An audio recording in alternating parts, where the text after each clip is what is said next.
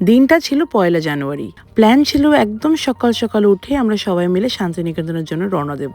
কিন্তু 31শে ডিসেম্বর আমাদের বাড়ি ফিরতে এত লেট হয়ে গেছে যে সকালবেলা আমাদের কারোর ঘুমই ভাঙেনি। তাই পরের দিন একেবারে লাঞ্চ করে আমরা বেরিয়ে পড়েছিলাম। যাচ্ছি আমরা রবি ঠাকুরের দেশে, মানে আমাদের রবীন্দ্রনাথ ঠাকুরের প্রিয় জায়গা শান্তিনিকেতন। এটা নিয়ে আমার এটা দ্বিতীয়বার যাওয়া হচ্ছে।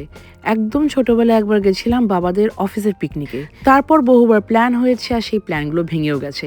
তাই এবার শতগুণ বেশি হেক্টিক লাইফ হলেও শান্তিনিকেতনে এবারে যাওয়ার অপরচুনিটিটা আমি কোনোভাবেই মিস করতে চাইনি। শক্তিগড়ে পৌঁছে দেখছি এত ফ্লাইওভার হয়ে গেছে যে প্রপারলি যে দোকানগুলোতে আমরা আগে যেতাম নর্মালি শক্তিগড়ের ল্যাংচা খাওয়ার জন্য, একটা দোকানও ঠিক করে লোকেট করতে পারছি না।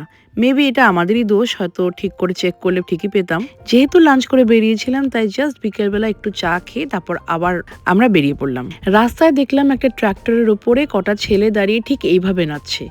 ওদের 1 জানুয়ারিটা ঠিক এরকম করেই ওরা সেলিব্রেট করছে।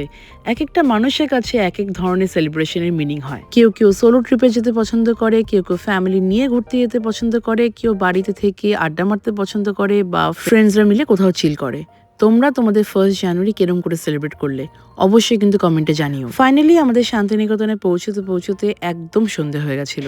গিয়ে উঠলাম দ্য ক্রিক ব্যাংকোয়েট নামে এই রিসর্টটাতে। 1 জানুয়ারি বলে প্রচন্ড রাশ, একদমই রুম পাওয়া যাচ্ছিল না।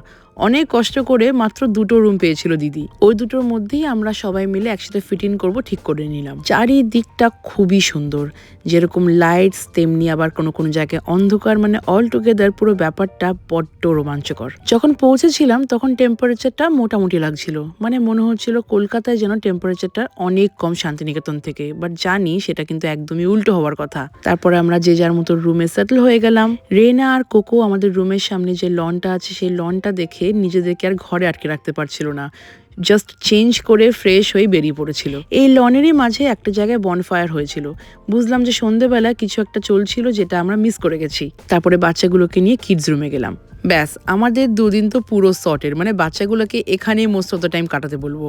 ওরা যখন কিডস রুমে খেলছিল তখন আমি একটু এদিক ওদিক ঘুরে ঘুরে দেখছিলাম যে কোথায় কি আছে। সুইমিং পুলটা দেখে বড্ড নামতে ইচ্ছে করছিল, কিন্তু আমি যদি নামার কথা কাউকে বলি তাহলে সবাই মিলে আমাকে বয়কট করবে, এটাও জানি। কথার মাঝে হালকা করে রুম ট্যুরটাও সেরে নিই। কোনো ভালো জায়গায় ঘুরতে গেলে হোটেলের রুমগুলো দেখলে আমার একটা প্রশ্ন বড্ড মনে জাগে, যে এই হোটেলের রুমগুলো ছোট্ট কিন্তু কতটা প্ল্যান্ড। ঠিক যেখানে যে জিনিসটা থাকা দরকার ঠিক সেখানে সেই জিনিসটাই রাখা, আর একটু ক্লামজি লাগে না। কেন এটা হয় ভগবান জানে। এদিক ওদিক দেখতে দেখতে আমাদের এক্সট্রা বেডটা ওরা নিয়ে চলে আসে। রুমে খেয়ে দিয়ে রেনাকে ঘুম পাড়িয়ে আমি রাত্রিবেলা একটুখানি বেরিয়েছিলাম বাইরের টেম্পারেচারটা মাপার জন্যে। পালিয়ে আসতে হলো লিটারালি, এত ঠান্ডা।